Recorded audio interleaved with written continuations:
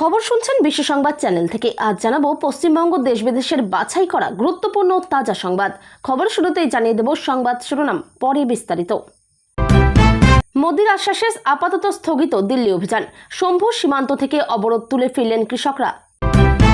3 মাস নয়, রাজ্য বিদ্যুৎ নিগম এলাকাতেও সিএসসির মতো প্রতি মাসে আসবে বিল, বড় ঘোষণা শুভেন্দুর। বিধানসভার অন্দরে হুলস্থুল, শীতলকুচি কাণ্ডে খোদ বিজেপি বিধায়কের মুখে বিস্ফোরক দাবি, তীব্র তোলপাড় রাজ্য রাজনীতিতে।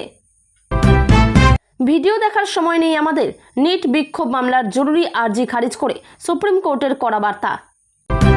তলোয়ার হাতে নিহঙ্গ যোদ্ধারা, ছাত্র আন্দোলনের নামে দিল্লির রাস্তায় এ কোন ভয়ঙ্কর সহিংসতার ছবি। এবার ইডির স্ক্যানারে মদন মিত্র, কামারহাটির বিধায়ক বললেন, আমি সর্বশক্তি দিয়ে এদের।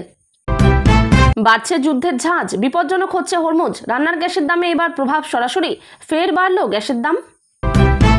ঘোর পাপ বলেছেন প্রধানমন্ত্রী, নিট ইস্যুতে সংসদে আলোচনায় রাজি কেন্দ্র। মদন মিত্রকে আইনি নোটিশ অভিষেক বন্দ্যোপাধ্যায়ের, 10 কোটি টাকার ক্ষতিপূরণের দাবি। ওবিসি সংরক্ষণ মামলায় বিরাট রায়, কলকাতা হাইকোর্টের সিলমোহরে জোর ধাক্কা 74টি জনগোষ্ঠীর। সংসদের উভয় কক্ষে নিট নিয়ে আলোচনায় প্রস্তুত কেন্দ্র, বিরোধীদের হট্টগোলে মুলতবি লোকসভা। ওসব ফালতু ভিডিও দেখার সময়ই নেই আমাদের, ছাত্রদের ওপর বর্বরতার মামলা কানেই তুললেন না প্রধান বিচারপতি। লোকসভায় নজিরবিহীন সিদ্ধান্ত, কল্যাণকে সাসপেন্ড করা হলো কেন? নিজের পপুলারিটি দেখানোর জন্য আমায় 7 মিনিট দাঁড় করিয়ে, ঠিক কি হয়েছিল 21শে জুলাই? কেন তর্কাতর্কি? প্রকাশ্যে আনলেন কল্যাণ। কাকলির সঙ্গে দুর্ব্যবহারের অভিযোগ, লোকসভা থেকে সাসপেন্ড করলেন বিপাকে শ্রীরামপুরের তৃণমূল সাংসদ। আখরুজ্জামানের দিকে তেড়ে গেলেন কুণাল, বেলেঘাটার বিধায়ককে চ্যাংদোলা করে বের করে দিলেন মার্শালরা, বিধানসভায় তুলকালাম। WBSEDCL গ্রাহকদের সুখবর, এবার থেকে প্রতি মাসে দিতে হবে বিদ্যুতের বিল। E20 পেট্রোলে ইঞ্জিনের ক্ষতি হচ্ছে না, সমস্ত জল্পনা উড়িয়ে দিল কেন্দ্র। বাংলার রাজনীতিতে বড় মোড়, টিএমসির চ্যালেঞ্জ বাড়ল, বিজেপির কৌশল রাজনৈতিক সমীকরণ পাল্টে দিল। দিদি শুধু অভিষেক করলে তো প্রবলেম হয়ে যাচ্ছে আমাদের, অত্যন্ত অসম্মানজনকভাবে আমাকে বলল, ফের বিস্ফোরক করলেন। লোকসভা থেকে সাসপেন্ড করলেন, তারপরই শ্রমিকের সঙ্গে দেখা শ্রীরামপুরের সাংসদের, ছিলেন মহুয়াও। সরকারি কর্মী ও পেনশনভোগীদের জন্য বিরাট ঘোষণা, 7ম বেতন কমিশন গঠনের বিজ্ঞপ্তি জারি রাজ্যের। অক্সিটোসিন ইঞ্জেকশন দেওয়া গরুর দুধ কি সত্যি স্বাস্থ্যের জন্য বিপজ্জনক? শুভেন্দুর তোপে কাঁপল বিধানসভা, সিভিক ভলেন্টিয়ার নিয়োগে তুলকালাম। আমি বাঁচতে চাই, নিজের কাজে ফিরে যেতে চাই, নতুন বার্তায় সরকারের কাছে কি আর্জি সোনম ওয়াংচুকের। নদিয়ার তামান্না খুন কাণ্ডে বিরাট মোড়, আদালতে নতুন চার্জশিট পেশ করতেই চাঞ্চল্যকর তথ্য প্রকাশ্যে। এতক্ষণ শুনছিলেন সংবাদ শিরোনাম, এখন আসছি বিস্তারিত খবরে। দিল্লি অভিযানে আপাতত দাড়ি টানলেন কৃষকরা। প্রধানমন্ত্রী নরেন্দ্র মোদীর আশ্বাস এবং হরিয়ানা প্রশাসনের সঙ্গে আলোচনার পর শম্ভু সীমান্তে চলা অবস্থান বিক্ষোভ প্রত্যাহার করে নিজ নিজ রাজ্যে ফিরে গেলেন আন্দোলনকারীরা। মঙ্গলবার দুপুরে এই সিদ্ধান্ত নেওয়া হয়। ভারত মার্কিন প্রস্তাবিত বাণিজ্য চুক্তির বিরোধিতা করে দেশ বাঁচাও মোর্চার ব্যানারে কয়েক হাজার কৃষক পাঞ্জাব থেকে দিল্লির উদ্দেশ্যে রওনা দিয়েছিলেন। তাদের লক্ষ্য ছিল কিষান ঘাটে আয়োজিত কিষান মহাপঞ্চায়েতে যোগ দেওয়া। তবে পাঞ্জাব হরিয়ানা সীমান্তের শম্ভু এলাকায় উঁচু ব্যারিকেড বসিয়ে তাদের পথ আটকে দেয় হরিয়ানা পুলিশ। এরপর সেখানেই অবস্থান শুরু করেন কৃষকরা। আন্দোলনকারীদের প্রধান দাবি ছিল কেন্দ্রীয় কৃষিমন্ত্রী শিবরাজ সিংহ চৌহানের সঙ্গে তাদের সাক্ষাতের ব্যবস্থা করতে হবে। প্রশাসনের পক্ষ থেকে সেই দাবি মেনে নেওয়ার আশ্বাস মিলতেই অবরোধ তুলে নেওয়ার সিদ্ধান্ত নেন কৃষক নেতারা। এদিকে কৃষক আন্দোলন নতুন করে জোর না পায়, সেই লক্ষ্যেই এনডিএর বৈঠকে প্রধানমন্ত্রী নরেন্দ্র মোদী কৃষকদের উদ্দেশ্যে বার্তা দেন। তিনি জানান, যে কোনো আন্তর্জাতিক বা মুক্ত বাণিজ্য চুক্তিতে দেশের কৃষকদের স্বার্থকেই সর্বোচ্চ গুরুত্ব দেবে কেন্দ্রীয় সরকার। সংসদীয় বিধায়ক মন্ত্রী কিরেন রিজিজুও একই আশ্বাসের কথা প্রকাশ্যে জানান। কৃষক সংগঠনগুলির অভিযোগ, প্রস্তাবিত ভারত মার্কিন বাণিজ্য চুক্তি কার্যকর হলে আমেরিকা থেকে কম শুল্কে সয়াবিন, ভুট্টা এবং দুগ্ধজাত পণ্য ভারতে আমদানি হবে। এর ফলে দেশের ক্ষুদ্র ও প্রান্তিক কৃষকরা অসম প্রতিযোগিতার মুখে পড়বেন এবং তাদের আয় মারাত্মকভাবে ক্ষতিগ্রস্ত হতে পারে। যদিও আপাতত অবরোধ তুলে নেওয়া হয়েছে, কৃষক সংগঠনগুলি জানিয়েছে দাবি পূরণে কেন্দ্রের পদক্ষেপের উপরই ভবিষ্যতের আন্দোলনের রূপরেখা নির্ভর করবে। বিদ্যুৎ দপ্তর নিয়ে একাধিক গুরুত্বপূর্ণ ঘোষণা করলেন মুখ্যমন্ত্রী। তিনি বলেন, বিদ্যুৎ একটি অপরিহার্য ও জরুরি পরিষেবা। এই খাতকে আরও শক্তিশালী করতে রাজ্য সরকার একাধিক নতুন উদ্যোগ গ্রহণ করছে। মুখ্যমন্ত্রী জানান, বক্রেশ্বরে নতুন একটি বিদ্যুৎ কেন্দ্র স্থাপনের প্রস্তাব রয়েছে। পাশাপাশি বক্রেশ্বরের জলাধারে ভাসমান সৌর বিদ্যুৎ প্রকল্প গড়ে তোলার পরিকল্পনাও করা হয়েছে। এছাড়া কোলাঘাটে ব্যাটারি এনার্জি স্টোরেজ সিস্টেম স্থাপনের প্রস্তাব রয়েছে। তার দাবি, এই প্রকল্পগুলি বাস্তবায়িত হলে কর্মসংস্থান বাড়বে এবং রাজ্যের অর্থনীতিও আরও শক্তিশালী হবে। তিনি আরও বলেন, রাজ্যে উত্তোলিত কয়লা বিক্রির উদ্যোগ নেওয়া হবে, কারণ বর্তমানে অতিরিক্ত কয়লা মজুত রয়েছে। পাশাপাশি কেন্দ্রের একাধিক প্রকল্পে যেখানে আগে রাজ্য যুক্ত ছিল না, সেখানে বিদ্যুৎ দপ্তরকে যুক্ত করার উদ্যোগ নেওয়া হচ্ছে। ইলেকট্রিক গাড়ির ব্যবহার বাড়াতে চার্জিং স্টেশন নির্মাণের পরিকল্পনাও ঘোষণা করেন মুখ্যমন্ত্রী। কৃষকদের জন্য বড় ঘোষণা করে তিনি জানান, আগামী 1 আগস্ট থেকে কৃষিকাজে ব্যবহৃত বিদ্যুতের ক্ষেত্রে ইউনিট প্রতি অতিরিক্ত 2 টাকা ভর্তুকি দেওয়া হবে। এছাড়া ভাইব্রেন্ট ভিলেজ প্রোগ্রামে বিদ্যুৎ দপ্তরকে যুক্ত করা হবে। রাজ্যের সাব আইসিডিএস কেন্দ্রগুলিতে বিনামূল্যে বিদ্যুৎ সংযোগ, আলো ও ফ্যানের ব্যবস্থা করা হবে। পাশাপাশি 1000টি স্কুলে স্যানিটারি ন্যাপকিন ভেন্ডিং মেশিন বসানোর কথাও ঘোষণা করেন তিনি। বিদ্যুৎ গ্রাহকদের সুবিধার জন্য মুখ্যমন্ত্রী জানান, এবার থেকে 3 মাস অন্তর নয়, প্রতি মাসে বিদ্যুতের বিল দেওয়া হবে। পাশাপাশি তিনি স্পষ্ট করে বলেন, গৃহস্থালী গ্রাহকদের ক্ষেত্রে স্মার্ট মিটার বসানো বাধ্যতামূলক করা হচ্ছে না। বক্তৃতার শেষ দিকে বিরোধীদের উদ্দেশ্যে রাজনৈতিক বার্তাও দেন মুখ্যমন্ত্রী। তিনি বলেন, বিরোধীদের মিছিল করার সুযোগ দেব না।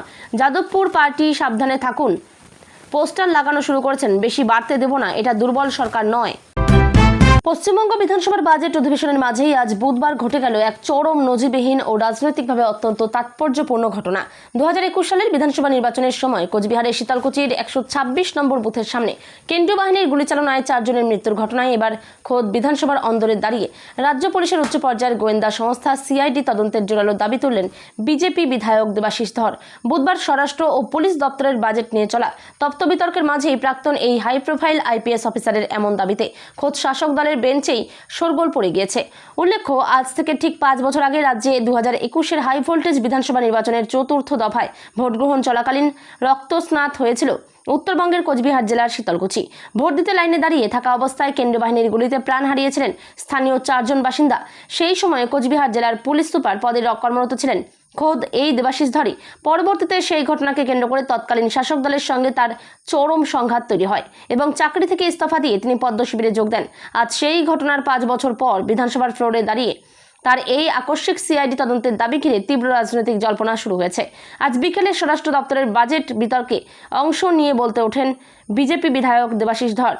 বক্তব্য রাখতে আচমকায় তিনি শীতলকুচির সেই রক্তাক্ত অধ্যায়ের প্রসঙ্গ টেনে আনেন। বিধানসভার স্পিকার ও অন্যান্য বিধায়কদের সামনে তিনি স্পষ্ট ভাষায় দাবি করেন, শীতলকুচির ঘটনার জল গড়াতে গড়াতে আজ 5 বছর পেরিয়ে গেছে, কিন্তু প্রকৃত সত্য এবং সেদিন সেখানে ঠিক কী পরিস্থিতি তৈরি হয়েছিল তা এখনও মানুষের সামনে পরিষ্কার নয়। আমি দাবি জানাচ্ছি, অবিলম্বে এই ঘটনার নিরপেক্ষ সিআইডি তদন্ত করানো হোক, যাতে দুধের দুধ আর জলের জল আলাদা হয়ে যায়। খোদ তৎকালীন জেলা পুলিশ সুপার এবং বর্তমান বিজেপি বিধায়কের মুখ থেকে সিআইডি তদন্তের এই দাবি আসায় চরম অস্বস্তিতে পড়েছে রাজনৈতিক মহলের একাংশ। কারণ বিগত দিনে এই ঘটনা নিয়ে রাজনৈতিক কাদা ছোড়াছুড়ি কম হয়নি। বিধানসভার অন্দরে উপস্থিত রাজনৈতিক বিশ্লেষকদের মতে দেবাশিস ধর নিজেই যেহেতু তৎকালীন পুলিশ প্রধান ছিলেন, তাই এই ঘটনার সমস্ত গোপন নথিপত্র এবং বাস্তব চিত্র তার নখদর্পণে। এমতাবস্থায় নতুন সরকারের স্বরাষ্ট্র বাজেটের দিনে তার এই সিআইডি তদন্তের দাবি আদতে কোন নতুন রাজনৈতিক সমীকরণের ইঙ্গিত দিচ্ছে তা নিয়ে বিধানসভার অলিন্দে গুঞ্জন শুরু হয়েছে। বিকেল 4টের পর মুখ্যমন্ত্রী শুভেন্দু অধিকারী এই স্বরাষ্ট্র বাজেটের ওপর যে জবাবি ভাষণ দেবেন, সেখানে এই বিষয়ে কোনো প্রতিক্রিয়া আসে কিনা এখন সেদিকেই তাকিয়ে রয়েছে গোটা রাজ্য। ছাত্র আন্দোলনের উত্তাপ এবার সরাসরি গিয়ে পৌঁছল দেশের সর্বোচ্চ ন্যায়ালয়ে। তবে সেখানে মিলল না কোনো স্বস্তির বার্তা, বরং কড়া ভাষায় জরুরি আর্জির আবেদন খারিজ করে দিল সুপ্রিম কোর্ট। ভিডিও দেখতে আগ্রহী নই আমরা, দেখার সময় নেই আমাদের, এমন স্পষ্ট মন্তব্য করলেন সুপ্রিম কোর্টের প্রধান বিচারপতি সূর্যকান্ত। ককরোচ জনতা পার্টির সংসদ অভিযান চলাকালীন পড়ুয়া বিক্ষোভকারীদের ওপর পুলিশের বেধড়ক লাঠিচার্জ ও নির্যাতনের অভিযোগ তুলে শীর্ষ আদালতের জরুরি হস্তক্ষেপ চেয়ে একটি মামলা দায়ের করা হয়েছিল। সেই মামলার শুনানিতেই প্রধান বিচারপতির এই কঠোর ও অনমনীয় অবস্থান সামনে আসে।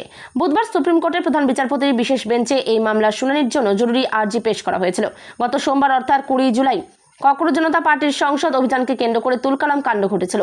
অভিযোগ উঠেছে, শান্তিপূর্ণভাবে আন্দোলনরত পড়ুয়াদের ওপর পুলিশ নির্মমভাবে চড়াও হয়েছে এবং বেধড়ক লাঠিচার্জ করেছে। এই ঘটনার প্রতিবাদ জানিয়ে এবং শীর্ষ আদালতের স্বতঃপ্রণোদিত হস্তক্ষেপের দাবি জানিয়ে আদালতে আবেদন করা হয়, তবে আদালত এই জরুরি আবেদন সম্পূর্ণভাবে খারিজ করে দেয়।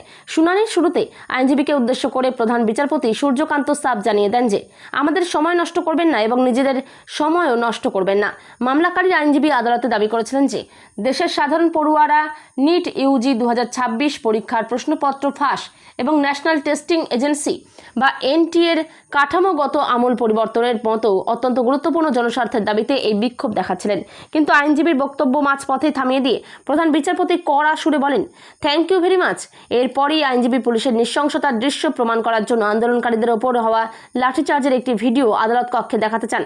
তখনই অত্যন্ত কঠোর মনোভাব নিয়ে প্রধান বিচারপতি স্পষ্ট জানিয়ে যান যে তাদের কাছে কোনো অতিরিক্ত সময় নেই এবং তারা কোনোভাবেই কোনো ভিডিও দেখতে আগ্রহী নন। উল্লেখ্য, এই মামলার কেন্দ্রবিন্দুতে থাকা ককরোচ জনতা পার্টি নামে রাজনৈতিক দলটির জন্মও বেশ চমকপ্রদ এবং তা সুপ্রিম কোর্টের প্রধান বিচারপতির একটি পূর্ববর্তী বিতর্কিত মন্তব্য থেকে অনুপ্রাণিত।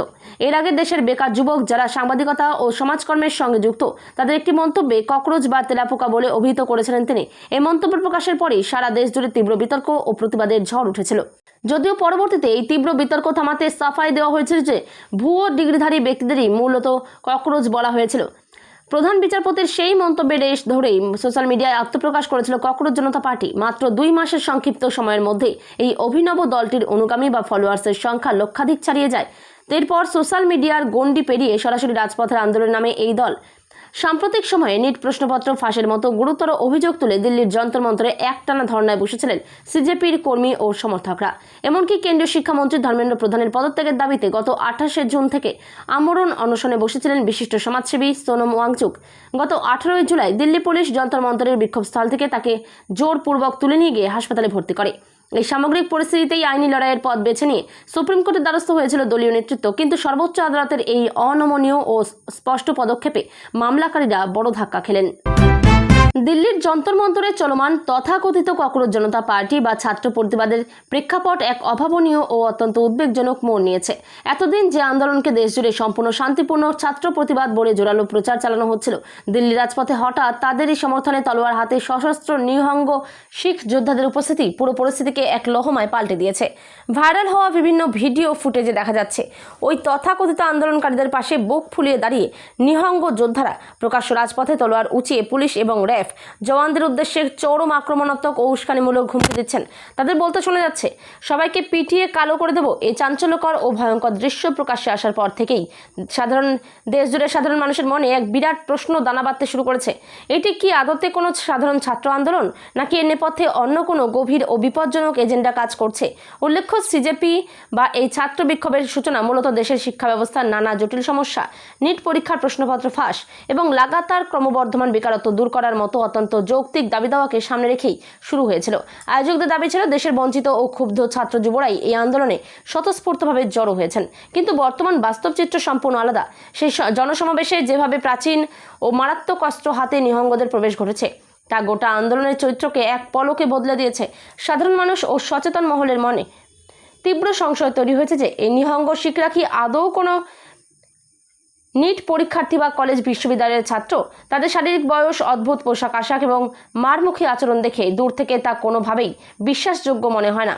বরং রাজনৈতিক বিশ্লেষকদের একাংশের জোরালো অভিমত, কোনো অদৃশ্য ও সুসংগঠিত রাজনৈতিক শক্তি কিংবা স্বার্থান্বেষী মহল এই ছাত্র আন্দোলনকে নিজেদের সংকীর্ণ স্বার্থ ও রাজনৈতিক এজেন্ডা চরিতার্থ করার জন্য নির্লজ্জভাবে ব্যবহার করছে। দেশের রাজনৈতিক মহলের বড় একটা অংশের মতে গণতান্ত্রিক দেশে প্রতিবাদের অধিকার সবারই রয়েছে, কিন্তু প্রতিবাদের নামে রাজপথে তলোয়ার বা অস্ত্র হাতে নেমে পড়া কোনোভাবেই সুস্থ ও স্বাভাবিক গণতন্ত্রের লক্ষণ হতে পারে না। ইতিমধ্যে আইন শৃঙ্খলা রক্ষা করতে গিয়ে দিল্লি পুলিশ এবং কেন্দ্রীয় নিরাপত্তা বাহিনীকে কঠোর পদক্ষেপ নিতে হয়েছে এবং পরিস্থিতি নিয়ন্ত্রণে আনতে লাঠিচার্জ ও কাঁদানে গ্যাসের সেল ফাটাতে হয়েছে। কিন্তু সশস্ত্র নিহঙ্গদের সরাসরি উপস্থিতি এই সংকটকে আরও বহু গুণ জটিল করে তুলেছে।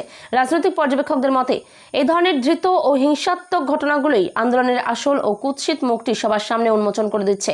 যে জন আন্দোলন শুরু হয়েছিল নিছক শিক্ষার মৌলিক দাবি ও অধিকারের কথা বলে, তা আজ চরম হিংসাত্মক ও বিশৃঙ্খল রূপ ধারণ করছে। একদিকে প্রকাশ্যে হত্যার ও মারধরের হুমকি, অন্যদিকে হাতে ধারালো তলোয়ার নিয়ে প্রকাশ্য রাস্তায় নেমে পড়া, এগুলি কোনোভাবেই কোনো শান্তিকামী ছাত্র আন্দোলনের অংশ হতে পারে না। এদিকে সিজেপি নেতৃত্ব এখনও পর্যন্ত এই নিহঙ্গদের আকস্মিক উপস্থিতি বা তাদের হুমকি নিয়ে সংবাদ মাধ্যমের সামনে কোনো স্পষ্ট ও সন্তোষজনক ব্যাখ্যা দেয়নি। তারা নিজেদের মুখে শান্তিপ্রিয় বলে যতই দাবি করে চলুক না কেন, ক্যামেরার সামনে ধরা পড়া ভিডিও ফুটেজ এবং নগ্ন বাস্তব চিত্র এই সমস্ত দাবিকে সম্পূর্ণ মিথ্যা ও অসত্য প্রমাণ করে দিচ্ছে। পুরনিয়োগ দুর্নীতি মামলায় এবার ইডির স্ক্যানারে মদন মিত্র। 29শে জুলাই সকাল 11টায় কামারহাটির বিধায়ককে হাজিরার নির্দেশ দিয়েছে ইডি। এই সপ্তাহে মদন মিত্রের স্ত্রী ও 2 পুত্রকে তলব করেছে ইডি। পুরনিয়োগ দুর্নীতি মামলায় আগেই বিধায়ক মদন মিত্রের একাধিক ঠিকানায় হানা দেয় ইডি। এই সপ্তাহেই মদন মিত্রের 2 ছেলে স্বরূপ মিত্র ও শুভরূপ মিত্র ও স্ত্রী অর্চনা মিত্রকে তলব করেছে ইডি। এ প্রসঙ্গে মদন বলছেন, যদি আমায় ডাকে আমি কোনো ডেট, অসুখ, জ্বর কোনো বাহানা দেব না। আমি সমস্ত রকমভাবে সহযোগিতা ইডিকে করব। স্ত্রী পুত্ররাও যাবেন, প্রত্যেকে সহযোগিতা করবেন। সেন্ট্রাল গভর্নমেন্ট এজেন্সি অফিসিয়াল আমাকে ডাকলে আমরা ফুল সাপোর্ট দেব। আমি গিয়ে সমস্ত আমি ডেট মনিটরিং চেঞ্জ করা কিন্তু কিছু চাইবো না। খালি আমি সমস্ত রকম eye wash your fullest cooperation. ED একটা government agency, central government agency. এরা যখন ডেকেছে নিশ্চয়ই প্রয়োজন মনে করেছে। আমি একজন দেশের সাধারণ নাগরিক, আমি সর্বশক্তি দিয়ে এদের সহযোগিতা করব। পুরো নিয়োগ দুর্নীতি মামলায় আগেই তৃণমূল বিধায়ক মদন মিত্রের একাধিক ঠিকানায় হানা দিয়েছিল ইডি। কেন্দ্রীয় এজেন্সির স্ক্যানারে কামারহাটির তৃণমূল বিধায়ক ও প্রাক্তন মন্ত্রী মদন মিত্রের স্ত্রী অর্চনা মিত্র এবং তাদের 2 ছেলে স্বরূপ মিত্র এবং শুভরূপ মিত্র। ইডি সূত্রে খবর, তাদের 22 ও 23শে জুলাই ব্যাংকের নথিপত্র নিয়ে সিজিও কমপ্লেক্সে হাজিরা দিতে বলা হয়েছে। কেন্দ্রীয় এজেন্সির দাবি, কখনো নগদ আবার কখনো সোনাদানা ঘুষ দিয়ে কামারহাটির ও টিটাগড় পুরসভায় চাকরি পেয়েছেন অন্তত 125 জন। ইডি সূত্রে দাবি, যার সঙ্গে যোগ রয়েছে কামারহাটির তৃণমূল বিধায়ক মদন মিত্রের। এই মামলাতে 13ই জুন তৃণমূল বিধায়কের বিভিন্ন ঠিকানায় ম্যারাথন তল্লাশি চালায় ইডি। ওদিন মদন মিত্রকে জিজ্ঞাসাবাদ করা হয়। এরপর তলব করা হয় তার স্ত্রী ও 2 ছেলে। পুরো নিয়োগ দুর্নীতি মামলায় ইতিমধ্যে গ্রেপ্তার হয়েছেন প্রাক্তন দমকল মন্ত্রী ও তৃণমূল নেতা সুজিত বসু। তার নামে সাপ্লিমেন্টারি চার্জশিটও জমা দিয়েছে ইডি। সূত্রের খবর, যেখানে কেন্দ্রীয় এজেন্সির তরফে দাবি করা হয়েছে দক্ষিণ দমদম পুরসভা ভাইস চেয়ারম্যান নিতাই দত্তর অফিস থেকে পাওয়া নথি অনুযায়ী তাকে জিজ্ঞাসাবাদ করা হলে তিনি জানিয়েছেন, সমস্ত কাউন্সিলররা একসঙ্গে ঠিক করেছিলেন প্রত্যেক কাউন্সিলর 2 জনের নাম সুপারিশ করতে পারবেন। প্রত্যেক চেয়ারম্যান ইন কাউন্সিল 5 জনের নাম চাকরির জন্য সুপারিশ করতে পারবেন। ফিরহাদ হাকিম 6 জনের নাম সুপারিশ করতে পারবেন। ফিরহাদ হাকিমের সুপারিশ করা 6 জন চাকরি প্রার্থীর বিষয়টি দেখে নেওয়ার কথা বলে দক্ষিণ দমদম পুরসভার বোর্ড। সুপারিশের তালিকায় ববিদা এবং সুজিত দা বলে লেখা থাকতো। নাম সুপারিশের আলাদা ফাইল ছিল। আমেরিকা ইরান সংঘাত ফের তীব্র। এই পরিপ্রেক্ষিতে ফের বাড়ছে এলপিজি, সিএনজি এবং পিএনজির দাম। বিশ্বব্যাপী পণ্য পরিবহনের একটি গুরুত্বপূর্ণ পথ হরমুজ প্রণালী দিয়ে জ্বালানি সরবরাহ নিয়ে আশঙ্কা বেড়েছে। আন্তর্জাতিক জ্বালানি সংস্থার পক্ষ থেকে সতর্ক করে বলা হয়েছে, শীঘ্রই এই প্রণালী দিয়ে তেল চলাচল শুরু না হলে বিশ্বের বহু দেশই বড় জ্বালানি সংকটের সম্মুখীন হতে পারে।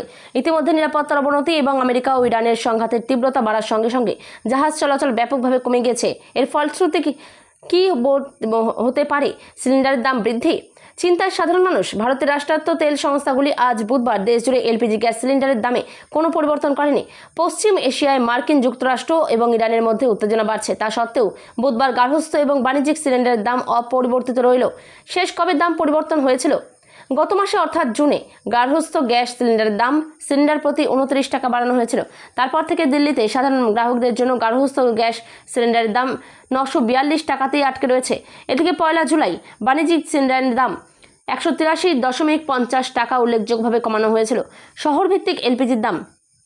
এলপিজি গ্রাহকদের জন্য সুখবর, ভারত পেট্রোলিয়াম কর্পোরেশন লিমিটেড তাদের ভারত গ্যাস গ্রাহকদের জন্য ভারত গ্যাস লাইট জিপ নামে একটি নতুন প্রিমিয়াম এলপিজি পরিষেবা চালু করেছে।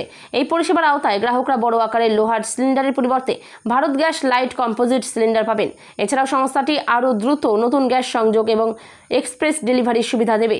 সংস্থাটি জানিয়েছে যে এখনকার দ্রুতগতির জীবনযাত্রার কথা মাথায় রেখে এই পরিষেবাটি ভাবা হয়েছে। আপাতত এটি মুম্বাইতে চালু করা হয়েছে। কোম্পানিটির পরিকল্পনা রয়েছে 2026 সালের 15ই আগস্টের মধ্যে 24টি রাজ্যের 100টিরও বেশি শহরে এই পরিষেবাটি সম্প্রসারণ করার।